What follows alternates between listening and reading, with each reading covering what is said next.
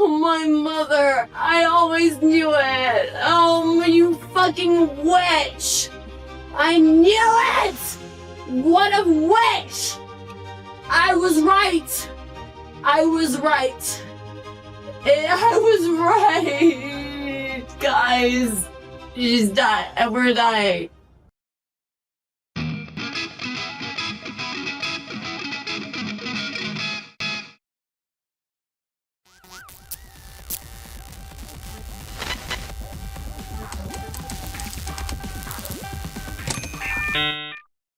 Mischa Ann Marsden Barton was born on January 24, 1986, in London, England. Her mother, Nuala Quinn Barton, was a producer, and her father, Paul Marsden Barton, was a foreign stock exchange broker.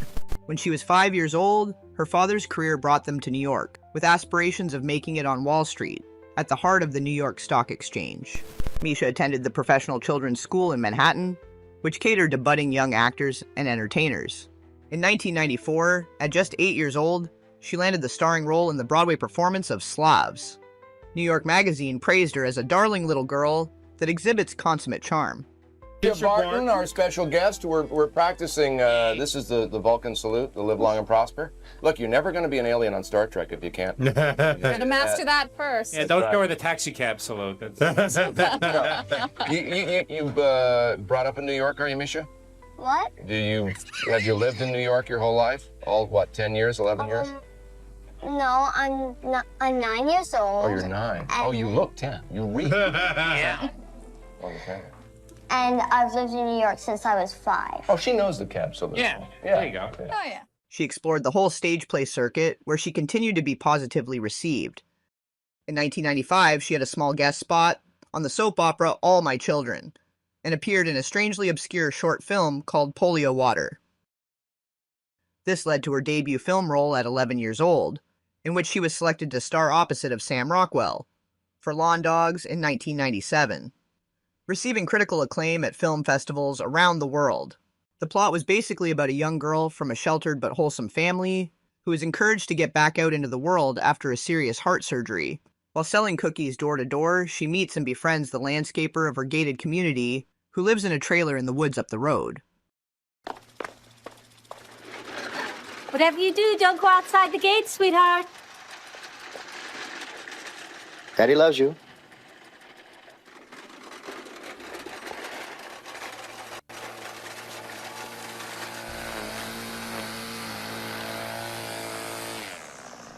If you're hypersensitive to this kind of thing in the way I am, this is already raising the flashing red alarm bells, and rightfully so. Is that a 65 Ford? The 65 F100 is the best motor Ford ever made. Is it 3 on a tree? Yeah. My uncle had a truck like that. He was Russian, from Indiana. Born on the wrong side of the train. Wrong side of the tracks. Right. Mischa's character ends up going through a series of traumatic events and is exposed to adult circumstances that no small child should, to the point that it makes you wonder if the storyline was intentionally written to demonstrate and normalize strange relationships between adults and children, than really having any artistic merit. White House.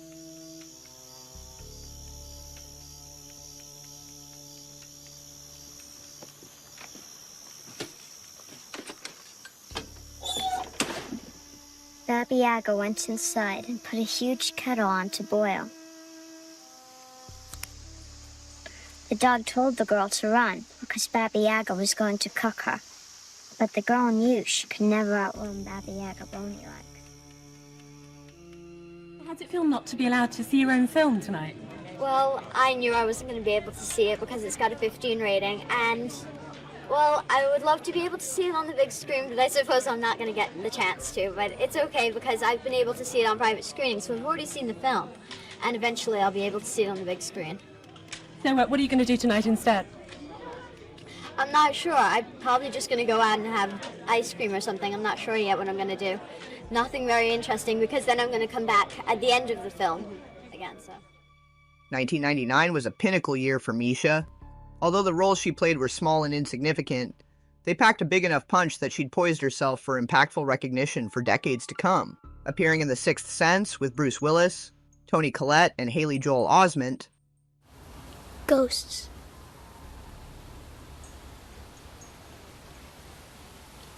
You see ghosts, Cole?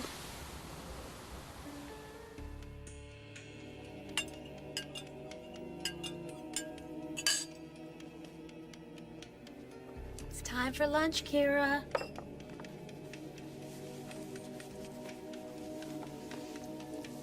I'm feeling much better now. That's so great, honey. It's time for your food.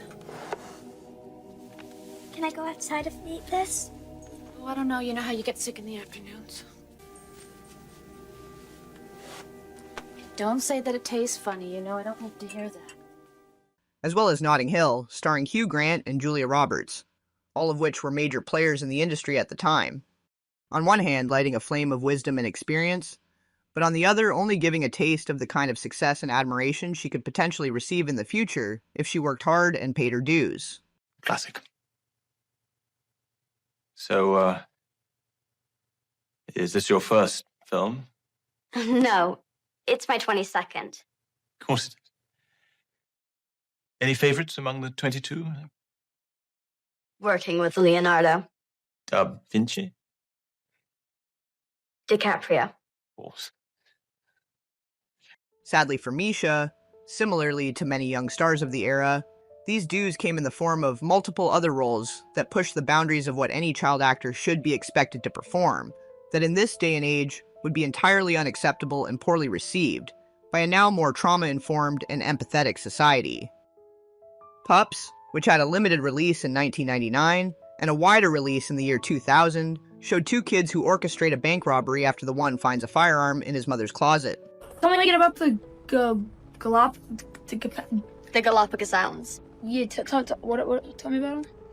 This turns into an intense hostage situation and ends in tragedy.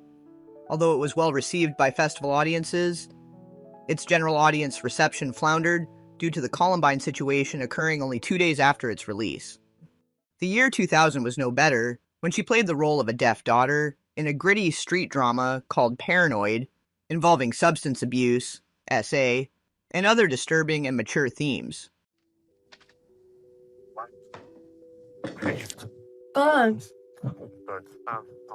She was here the other night. The bus will be coming in a minute. Have you packed your homework? Which segued into Skipped Parts, also released in 2000, starring she and Bug Hall, with supporting roles filled by Brad Renfro, Jennifer Jason Leigh, and Drew Barrymore. This film especially stands out to me because all who were involved were already victims of the industry, as children in their own personal lives, or both.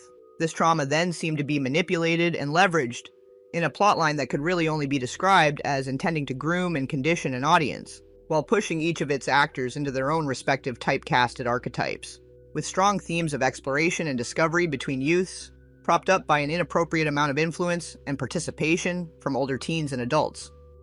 One disturbing scene showed the mother of Bug Hall's character tasting what was determined to be his prepubescent nighttime emission that was mopped up with a sock.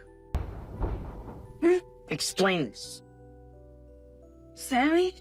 Lydia, I think there's something wrong with me. I must be sick or something. You really a nose in your sock? This didn't come from my nose.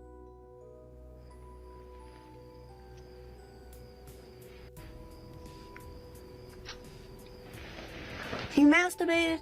I woke up with this stuff all over me. In another scene, this mother is nodding towards these young teens' exploration with approval, with the condition that when Mischa's character's cycle begins, they must stop. I thought you'd be bigger. Well, it swells up when it gets stiff. A horse's woody is as big as its leg. I don't think it's fair to compare people to horses. The cycle never begins because the young girl gets pregnant, and in some ways the film romanticizes teen pregnancy. Now be a good baby. Lydia'll help you if you need anything. I won't need Lydia. Bye. Bye, Sam.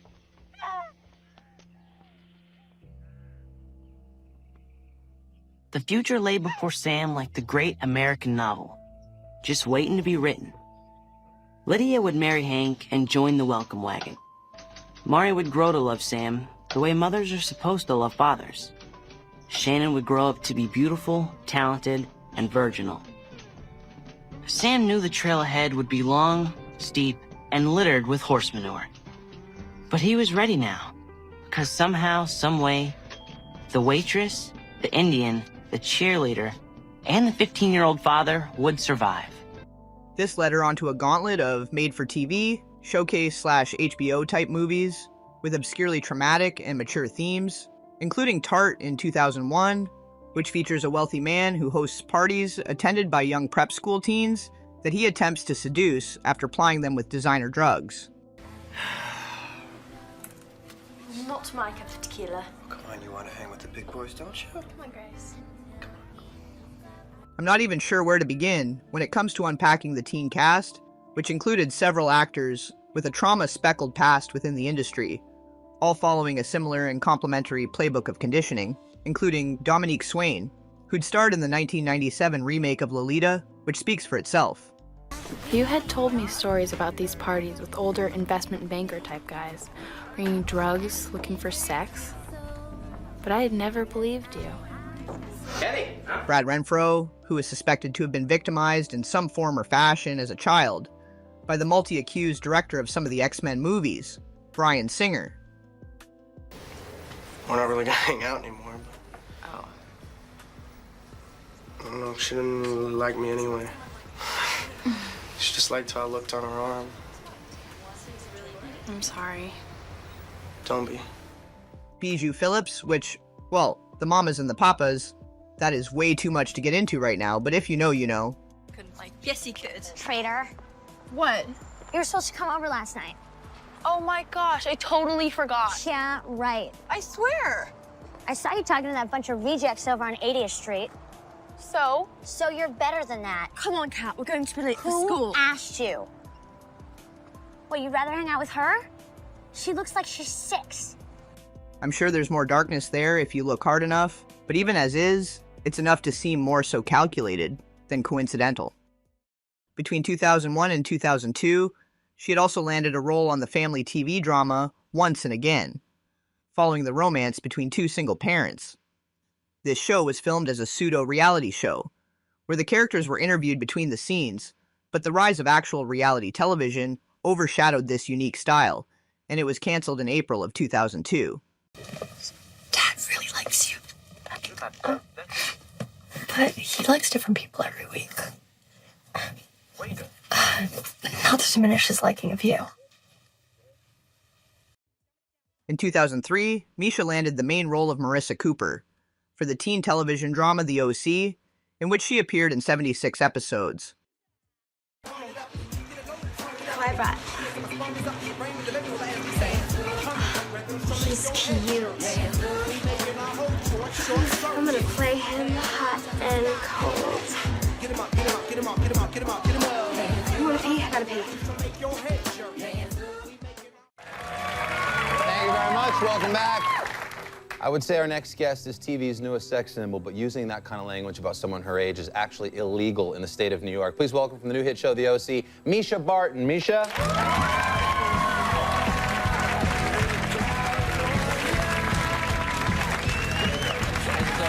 Congratulations. How does that make you feel, being on the cover of TV Guide? It's great. It's pretty awesome. I can't believe we've only aired like 9 episodes and we Yeah. already have like a cover of TV Guide, which is pretty cool. You We were guys, excited. so the show is red hot. Yeah, well, we've been very lucky. I mean, a lot of people have like picked up with it really quick. So. Now, one of the things that I've noticed about the show, and I'm not complaining, it just hurts the realism a little bit, is that they show the school that you all go to. Yeah. It is the most, everyone, like they'll have a shot with 900 students in the shot, every one of them gorgeous. Beautiful people All our walking background around, you know? extras, yeah, And you totally. think, like, just put one fat kid in there. Just put one kid in there with one blemish or something. Just to... You play Marissa Cooper in The OC. And you've done a lot of acting in your young years here, but I understand that this character of Marissa is the closest to you. Why is that? Yeah, I think she is pretty close to me. I mean, sometimes I'm playing, like, I like to try to play really far-fetched characters, you know, like whether they're dead or just like, you know, have a British accent or Right. something.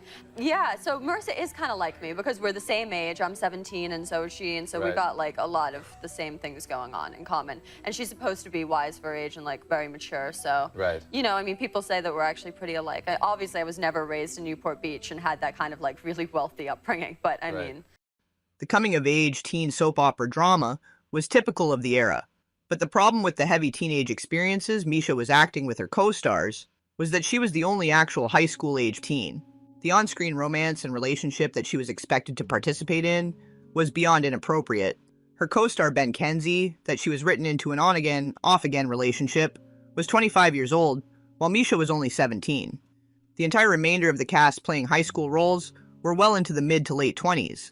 Now, first of all, I got hooked on this show like the first time they aired it. My wife and I started watching this show from the first episode. Really? That's Yeah, great. and first of all, I want to commend you because you are still a teenager, and you are one of the only people playing a teenager on TV who's Yeah, I really know. a teenager. I know, people And I are think always surprised when they find that out. In history, yeah. Yeah, because I guess there's this stigma that everybody thinks you're always in your 20s playing younger, and so I'm always like, no, I really am. Well, I'm 18 now. I just had my birthday on January 24th. But that makes it believable because, settle down, sir.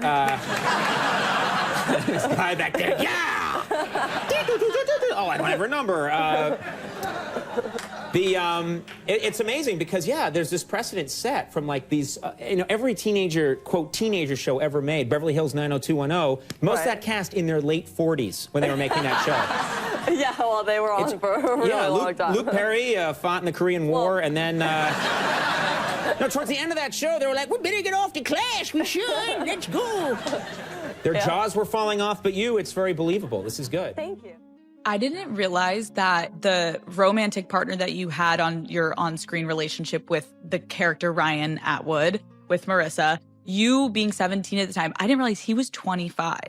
And so, like, again, as a 17-year-old playing across a 25-year-old, like, that's a pretty big age gap. How did you feel about that, like, romantic on-screen relationship? Yeah, it wasn't just on screen either. I mean, it was kind of complicated for me because, like I said, like I went into that like a virgin, like a kid, like really feeling like I needed to grow up quickly to portray, like, you know, acting with people older than me was a bit like, oh wow, like they know what they're doing, and like there's gonna be like relationships on this show and you're gonna need to like play that part. And I didn't feel really ready for that because I was always like a really late bloomer in school and I hadn't really dated, and I just had like no idea what I was doing really. So I felt like I needed to catch up. So you had a relationship with your castmate? Yeah. I mean, that was my first, like, and I had no idea like what I was doing, you know?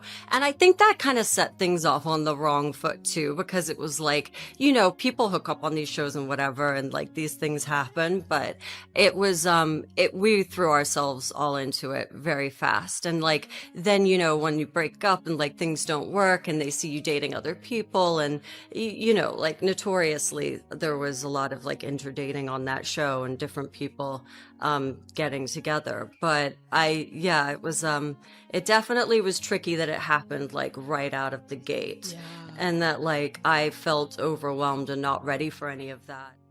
It would actually be crazy to think there was some kind of playbook, and certain hoops and loops young entertainers are expected to jump through in order to achieve A-list success. That entire films or TV series could be written in such a way to groom both the stars and audiences to accept and overlook such a skewed perception of reality, but then you see these same patterns over and over again, unfolding, right before our eyes. Not always, but sometimes, the truth is stranger than fiction. I'm so excited about our next guest because she plays the most beautiful girl next door on Marissa Cooper on this season's, oh God. Let's just start from the top. Yeah. She plays the beautiful girl next door. Where are the teeth? Where are the teeth? Took my teeth out and I can't speak now. You were too It's this trying to season's say. hottest show, Of course the OSA. It's Mischa Barton, ladies and gentlemen. Mischa's here. I shouldn't speak.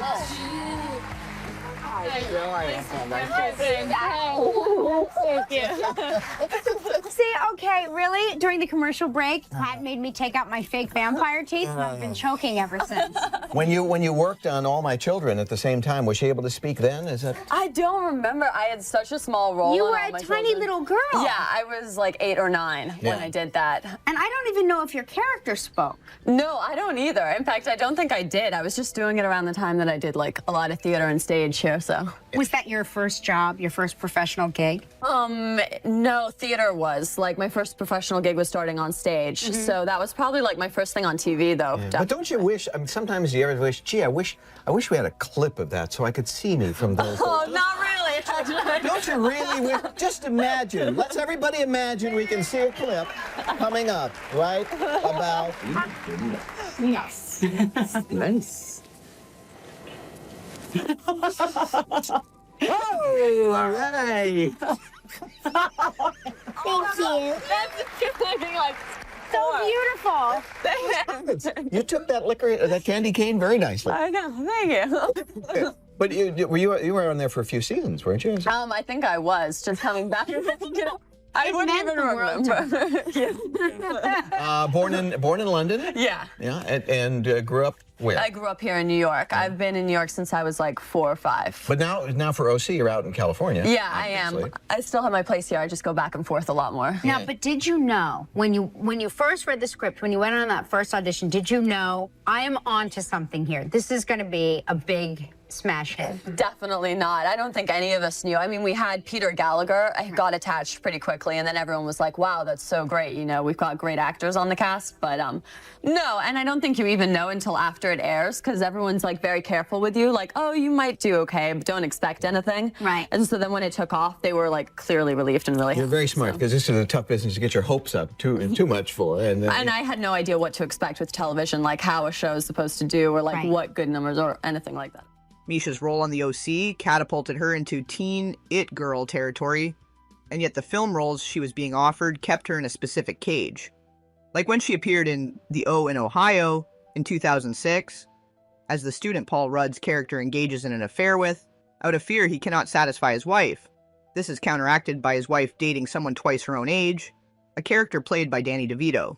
Priscilla Chase has been married to Jack for about over 10 years. So she makes a substantial amount of money, more money than Jack does, who teaches biology. The best thing about Jack, and I think this is how I define Jack. Jack's the kind of guy that gets these types of shoes. They're like somewhere in between a running shoe and a dress shoe. This kind of shoe is this is like somewhere in the middle, which is where I kind of feel like this guy's life is. He's no, you know, he wants to be cool, but he's not really cool. Kristen, who's played by Mischa Barton, comes into my life and metaphorically introduces me to a new shoe. I liked her as a character, and it's a chance to be a little bit different from my character on the show, which is the most important thing to me. Like, she loves science, she's a little geeky, but not in an over-the-top way. She can be quite, like, sexy in her own right. This was the chef's kiss to what had already been a dues-paid struggle for Mischa.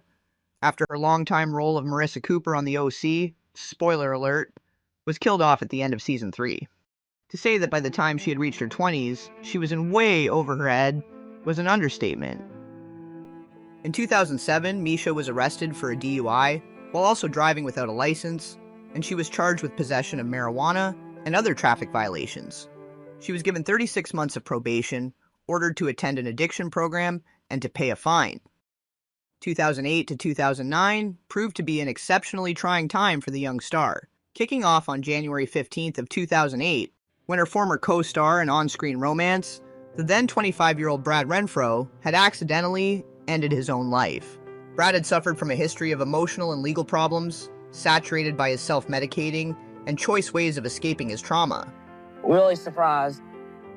You know, here's a kid who's never had a break in his life. How's he gonna get, you know, a part in a movie? Brad comes from a broken home in Knoxville, Tennessee. A policeman had seen him in a school play and suggested him for the part. That got Brad a trip to Hollywood and eventually the lead in a major film. All right, you gotta see right now. I went to Los Angeles for the first time. First time I'd ever been out of the state of Tennessee. If I die, E.T., I want you at my funeral. Ah, that Brad is quite an actor, isn't he? Now that he has bumped into stardom, he says he'd like to go to film school and direct some movies of his own. That is, if he ever stops joking around. They tried to kill me.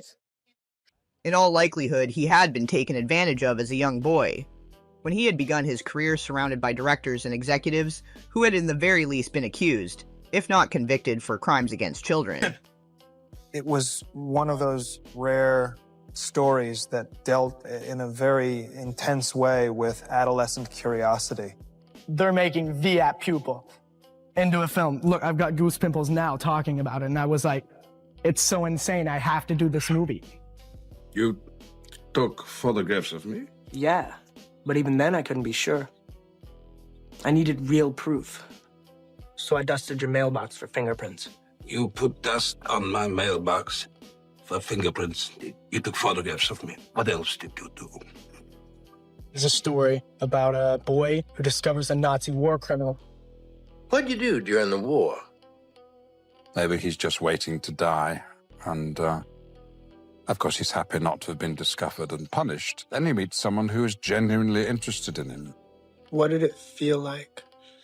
It was something that had to be done. This was when Mischa decided to pivot and immerse herself in the world of fashion and modeling, but she soon found she couldn't escape the narcissistic cult matrix of predator versus prey she'd already experienced and witnessed in the entertainment industry. By mid-July of 2009, she suffered from a complete mental breakdown. She was put on an involuntary psychiatric hold, also known as a 5150, after a staged intervention by her family went sideways. But perhaps this wasn't all exactly as it appeared, and was more as a way of managing and controlling Mischa as a commodity, rather than as a human being. Perhaps it was a result of whatever had happened while performing as one of the familiar faces to kick off the annual Harrods summer sale at the famed London department store, owned and operated at the time by Mohammed Al-Fayed, on June 27, 2009, where she appeared to be very heavily medicated at the very least, if not completely detached and dissociated from herself.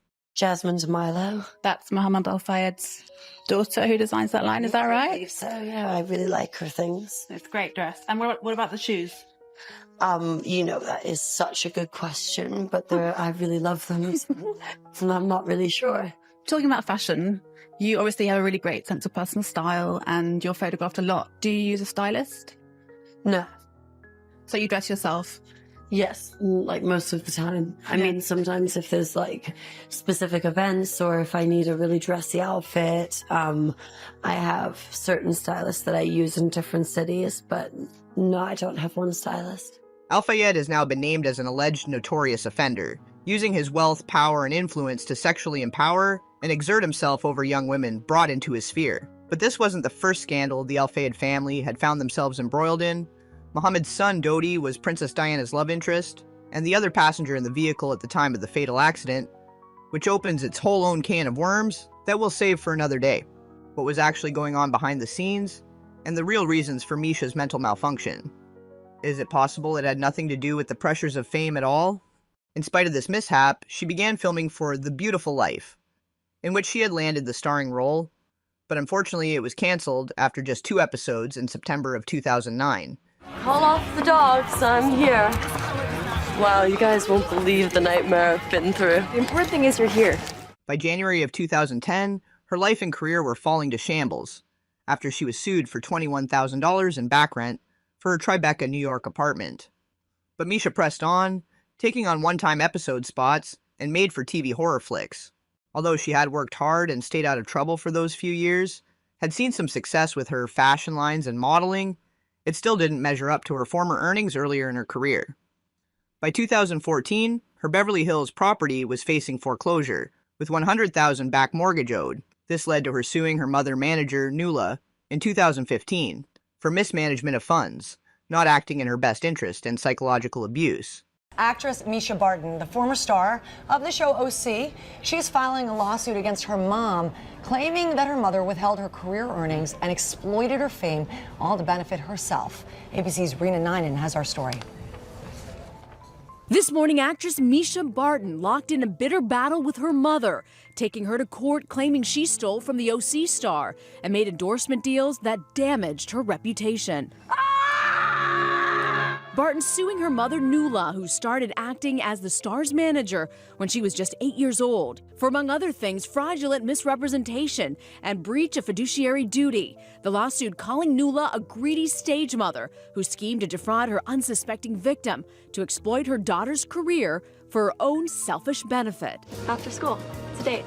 The lawsuit also alleging Nuala withheld compensation from Barton, even lying about the salary Barton was getting from the horror movie The Hoarder so that she could pocket the difference. The lawsuit also claiming Nuala exploited Barton's fame to profit from side businesses Barton claims she wasn't compensated for. We brought this action on behalf of our client, Mischa Barton, against her mother and former talent manager, Nuala Barton, so that Mischa can get closure, can move on with her career, and can get to the bottom of what's happened to all the money that she's made. After skyrocketing to fame, Barton, now 29, went through a rough patch. Arrested in 2007, pleading no contest to driving under the influence. She was one very hot rising starlet and someone who lost a big opportunity.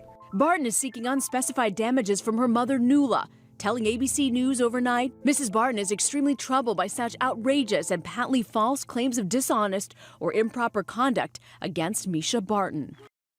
Rising from the ashes once again, things seem to be looking up for her, when in March of 2016 she was cast in Dancing with the Stars.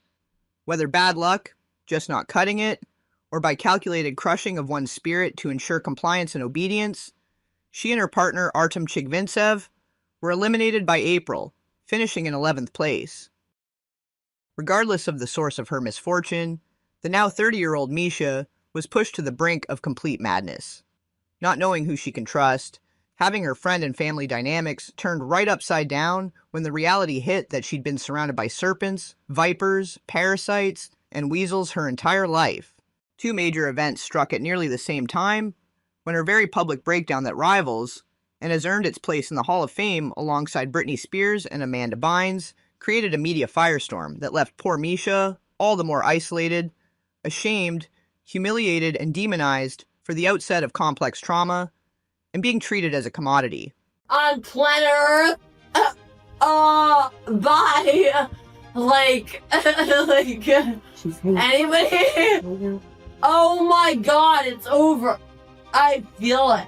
And it's angry. Oh my God. Oh my mother. I always knew it. Oh, you fucking witch. I knew it. What a witch. I was right. I was right.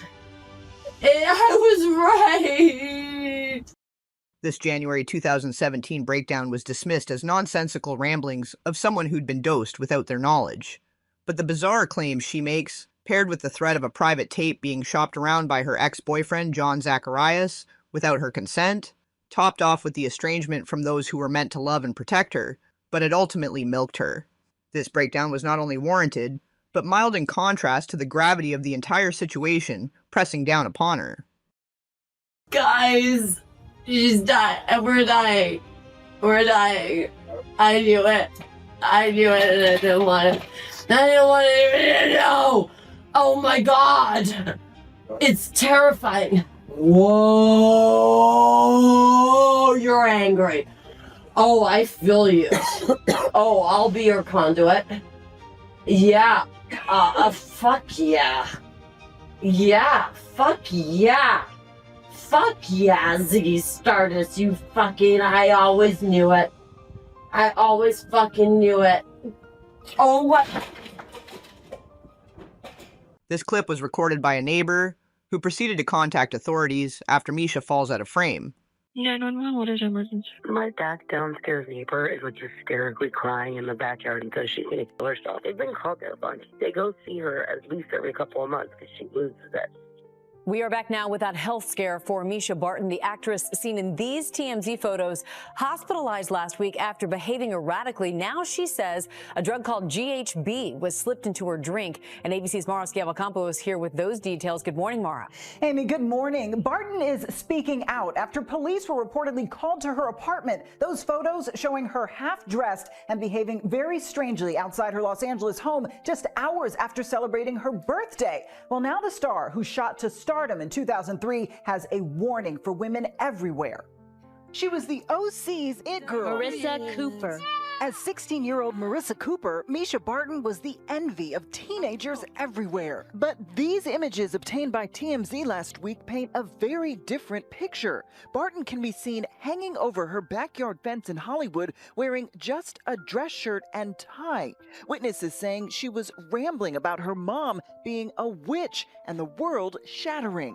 This morning, the former teen queen speaking out about that incident for the first time, saying the reason for her behavior in these photos is that she was drugged at her own birthday party after someone slipped the date rape drug GHB into her drink. She was returned to the hospital for psychiatric treatment once again and was sent on an apology tour to smooth over the damages and recant the statements about her mother. It was horrific. It was really sad. The night of my birthday, I went to dinner with 4 friends to my favorite restaurant. And then the next night, I thought we would go out and have some drinks at a bar and everybody could just come by and say hi. And the next thing you know, I started acting strange and my friends were like, this is completely out of your character. It's time to go home. And I didn't feel well. And then a lot of the rest is blackout. And then my neighbor started taping me. Oh, you're angry. That also is a huge blow because that was where I lived. And instead of trying to help me, the first thing they thought there, again, was to take a video and to document it. So, again, that was another huge blow to me, and I had to move immediately. Of course, I had to change my whole environment and remove myself from that situation. So I have to say, it's been one thing after the other. But you think you were drugged? Yes, I do. The paramedic said that I showed all the symptoms of GHB and that I was drugged. And I know I've never behaved like that from drinking or anything, so I am certain. I was locked in something that I was trying to get out of. I want to make it very clear that I would not lie about these things. That is just not in my character. It's very painful for me to stand up for myself and have to talk about this, and it's not ideal. But if in any way it would help other women or people who you hear more and more of these nightmare stories about, in both situations. It's been, quite some time since we've properly spoken. Has she seen the tape, you suppose? Yes, I would say so. Have y'all talked about it at all, the tape? It's been extremely brief. Was it an apology or? It was a bit of both, but also there's just not much communication at this very moment. Does she watch the Dr. Phil show? I'm sure she probably does. If she does, and she's watching this, what do you want to say to her? Oh, I would just tell her I love her so much, and she was an amazing mom. And yes, I'm very sorry for anything I've put my family through. It wasn't authentic. It was a hallucination, and it's not the way I really feel. If this wasn't a clear pattern of resetting and reprogramming one's cash cow, I don't know what is. By the summer of 2017, Mischa had gone through the legal processes to have her private tape blocked from distribution and was successful, and for the next couple years, she kind of withdrew herself from the public eye. Actress Mischa Barton has a legal battle on her hands. She claims an ex-boyfriend took some intimate video of her and now is trying to sell it. KCAL9's Christine Lazar is live in Woodland Hills, and Christine, her lawyer, threatening anybody that might be involved. Sandra, her attorney, she says she now has a court order against the man who they believe is shopping this sex tape. She also said that Barton did not know that she was being taped by a former boyfriend, and so she told the judge this should be considered a case of domestic abuse. This is a painful situation, and my absolute worst fear was realized when I learned that someone I thought I loved and trusted was filming my most intimate and private moments without my consent, with hidden cameras. And then I learned something even worse, that someone is trying to sell these videos and make them public. Barton went on to say that she is not just fighting for herself, but for all the women and girls out there who have been victims of revenge porn. Barton's attorney, Lisa Bloom, says they've also filed a police report with the LAPD. And she had a warning for any of those who are considering selling or buying the video. There are reports that it's being shopped around for more than $500,000. Let me be very clear to anyone who attempts to traffic in these images. You are now on notice of these court orders. You are on notice that these images were obtained illegally and that Ms. Barton does not consent to their distribution. If you continue, we will find you, we will come after you, and we will bring you to justice to the fullest extent possible under the civil and criminal laws. Barton's attorney would not say or would not reveal the identity of the man they believe is shopping this tape or say whether or not he is a celebrity, just saying that he and Barton had a very brief relationship. Back to you in the studio. Returning to her mainstay of B-level horror movies throughout 2018, seeming to have found her peace, independence, and regained her sanity. You're not going to get reception. We're too far out. What are we supposed to do? There is a dead man, and we're stuck in the middle of nowhere. Shit. Mommy. I'm sorry, baby. I tried turning the engine over, but something blew just before the crash. Successfully making it out the other side of the late 20s, early 30s existential crisis, and coming to terms with the absolute betrayal and exploitation she'd suffered for the past 3 decades. In 2019, she was invited to join the cast for The Hills reboot. The Hills' New Beginnings. Mischa Barton is returning to TV. You have no idea. ET has learned the 32-year-old OC star is joining The Hills reboot. Really? You are?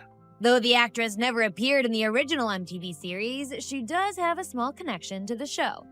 The OC helped inspire MTV's Laguna Beach, which later spun off into The Hills, starring Lauren Conrad. I know what you did! What did I do?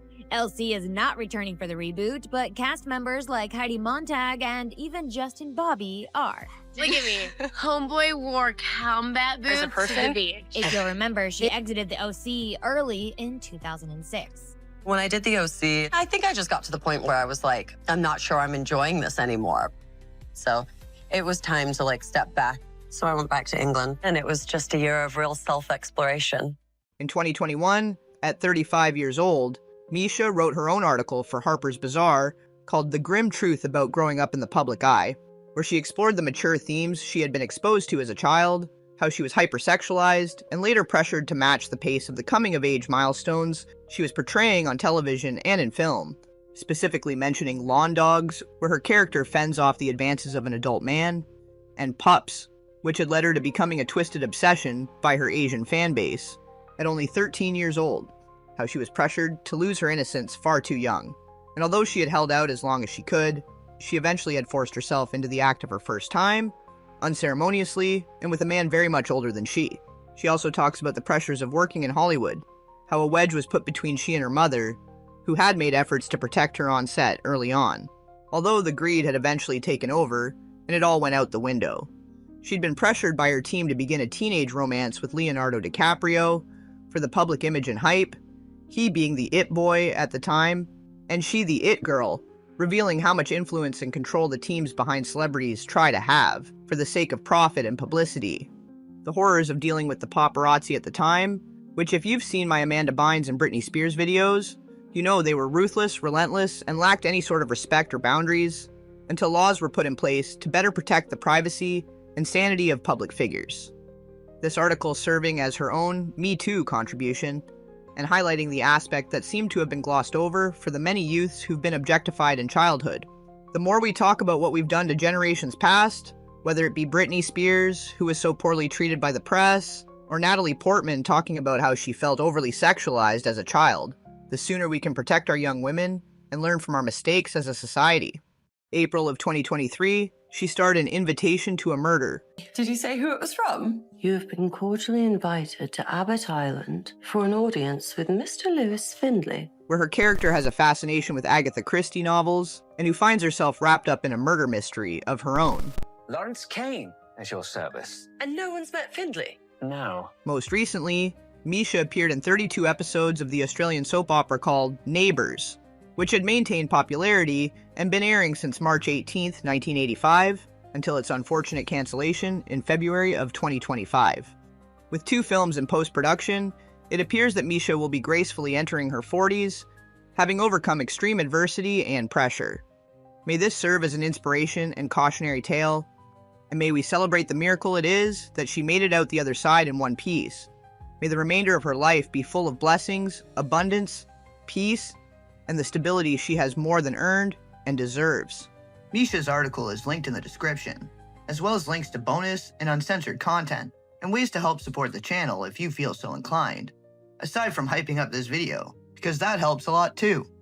I'll be continuing my crusade for the common denominators of truth between Hollywood and society as we know it, so make sure to like, share, and subscribe, and I'll catch you on the flip side.